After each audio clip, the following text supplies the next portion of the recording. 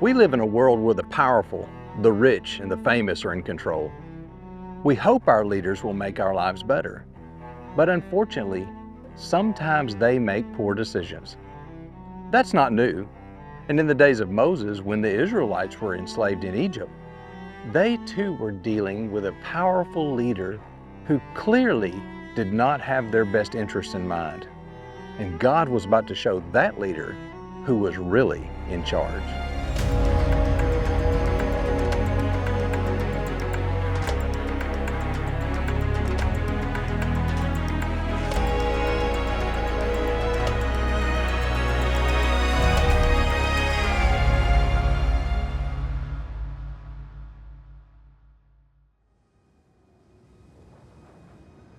Hundreds of years after Joseph had saved Egypt from a devastating famine, the Bible tells us of a new Pharaoh who rose to power who did not know Joseph.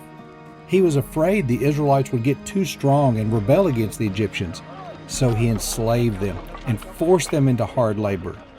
The temples and other magnificent structures you can see today in Egypt were likely built on the backs of slaves, much like the Israelites. God wanted to free his people, but Pharaoh refused to let them go. So God needed to show that he was greater than Pharaoh. One at a time, he sent 10 great plagues against Egypt.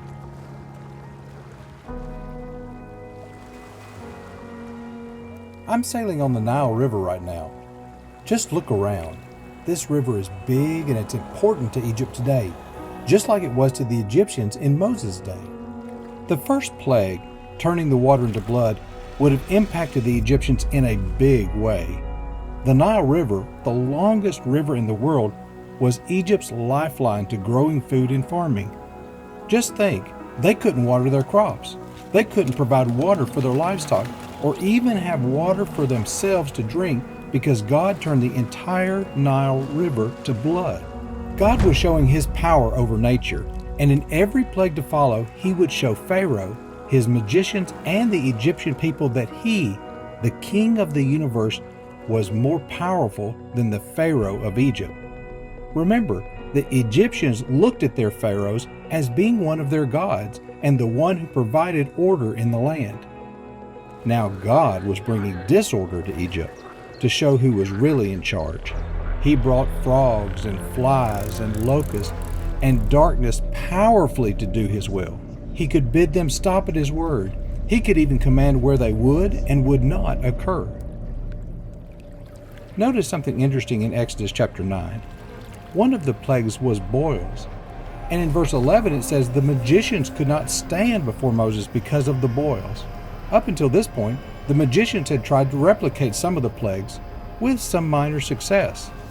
But with this sixth plague, God was showing that even the Pharaoh's so-called magicians couldn't stand before the God of heaven. And how did Pharaoh respond to God's power? Pharaoh resisted God's command. But God said he would redeem his people with an outstretched arm. Can you imagine? God's strong arm stretched out over the land to do his great work of salvation. The 10 plagues showed his power over Pharaoh, over Egypt, and over Egypt's gods. Still, each time Pharaoh's heart was hardened by pride and he remained stubborn. Sometimes he would dismiss God's command entirely. Sometimes he would ignore the consequences. Sometimes Pharaoh would plead for mercy, but then change his mind about letting God's people go.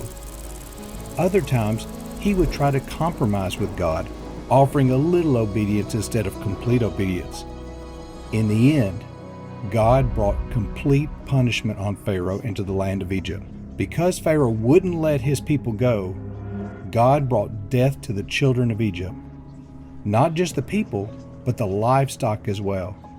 Wow, that had to have been a scary night as people woke to find one of their loved ones dead. The Bible says every single household in Egypt suffered the death of the firstborn child. It didn't matter how powerful or how rich or how famous you were. God brought death. What's even more amazing, God provided a warning to Pharaoh that this would happen.